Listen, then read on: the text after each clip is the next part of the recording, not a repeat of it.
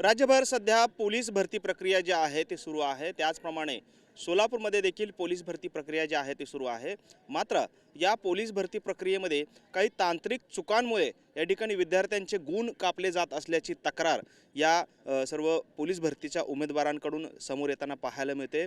नक्की काय तक्रारी आहेत, काय अडचणी आहेत हे जाणून घेण्यासाठी आपल्यासोबत आहेत। खरं तर यामध्ये राष्ट्रवादी शरद पवार गटाने सुद्धा आता सहभाग घेतलेला आहे आणि विद्यार्थ्यांच्या किंवा उमेदवारांच्या बाजूने ते आता उभे राहिलेले आहेत। काय नक्की समस्या उमेदवारांना येता आहेत, काय अडचणी आहेत, काय सांगाल?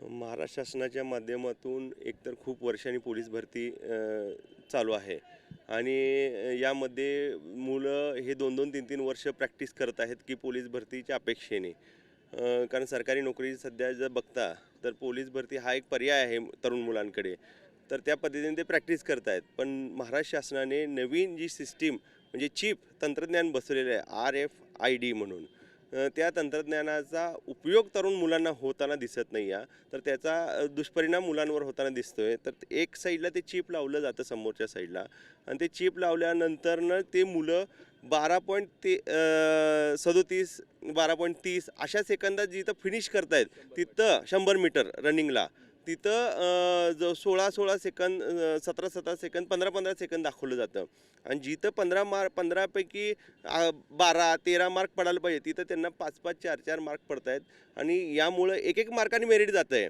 आणि यामुळे मुलांच्या एवढ्या मार्काचा तफावत होत आहे, त्याचा दुष्परिणाम मुलांवर होतो आहे। कारण ती टेक्नॉलॉजी वापरण्यासाठी तसं प्रशिक्षण जिथं ते पोलीस बसत आहेत म्हणजे जे घेत आहेत 100 मीटरची रनिंग भरती प्रक्रिया राबवणार त्यांनासुद्धा नाही आहे। कारण विजल वाजल्यानंतरनं बटन दाबणं गोष्ट वेगळी, पहिला बटन दाबून मग विजल वाजवणं यामध्ये 3-4 सेकंद हे जातातच, मग त्यामध्ये ते टाईम काउंट त्यांना पकडला जातो आहे आणि त्याच्यावर त्यांच्या मार्कावर परिणाम होतो आहे।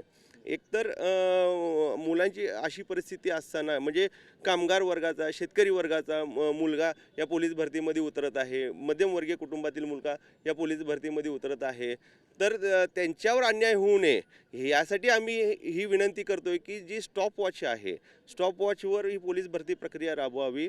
अन्यथा जिथं म्हणजे कॅमेऱ्यामध्ये सुद्धा शूटिंग केलं जातं आहे त्या कॅमेऱ्यामधलं तर टायमिंग तिथे ग्राह्य धरलं जावं आणि कुठल्या मुलांना काही ऑब्जेक्शन असेल तर त्या ऑब्जेक्शन लगेच तिथं ग्राह्य धरून त्या मुलांना परत एकदा संधी तिथे दिली जावी आणि ही पोलीस भरतीची प्रक्रियेची एक सिस्टीम आहे, ती ऑब्जेक्शन घेतल्यानंतर त्यांना परत संधी दिली जाते, परंतु ते तसं घडताना दिसत नाही आहे। या मुलांचं कष्ट वाया जाऊ नये यासाठीच आम्ही हे सर्वजण महाराष्ट्र शासनाला आणि गृहमंत्र्यांना ही विनंती करतो आहे। कारण गृहमंत्री म्हणजे मुख्यमंत्री हे क्लीन इमेजचे असल्याने त्यांच्या खात्याअंतर्गत जी गृह खात्याअंतर्गत जी भरती प्रक्रिया आहे ती पारदर्शक होताना कुठेतरी दिसत नाही आहे आणि मुलांवर महाराष्ट्रभर अन्याय होतो आहे, याचं कुठेतरी आम्हाला वाईट वाटतं आहे।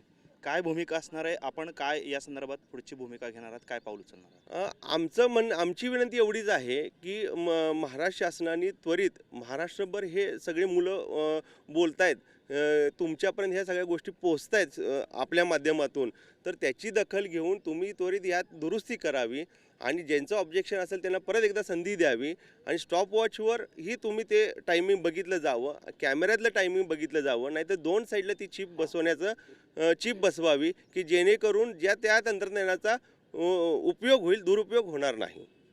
आपण पाहतोय खरं तर जो स्टाफ आहे ही सगळी भरती प्रक्रिया राबवतोय त्यांच्याकडून काही तांत्रिक चुका होत असल्याच्या तक्रारी ज्या आहेत त्या या उमेदवारांकडून येत आहेत। कारण दोन्ही बाजूला चिप बसवली जात नसल्यामुळे एका बाजूचीच चिप जे आहे ती ग्राह्य धरली जाते आणि त्याचं टायमिंग आणि त्याचबरोबरीनं जे सेट देतात किंवा जे रनिंग करण्यासाठी जी सूचना देतात ती सूचना देणारे त्यांच्याकडे कुठेतरी जो काही अभाव आहे त्यांच्या प्रशिक्षणाचा तो त्यामुळे या उमेदवारांना त्याचा फटका बसतो आणि जवळपास 3 ते 4 सेकंद अधिकचा वेळ जो आहे तो त्यांच्या एकंदरीत परफॉर्मन्समध्ये दाखवला जातो आणि त्यामुळे त्यांचे गुणांकन जे आहे ते 15वरून थेट 4-5 अशा पद्धतीने येते।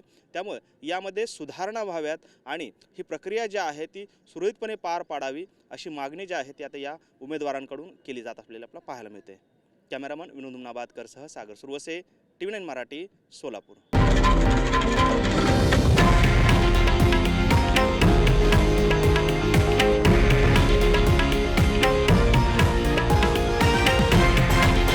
हे आहे देशातील नंबर 1 न्यूज नेटवर्क आणि आपण पाहत आहात TV9 मराठी, एकमेव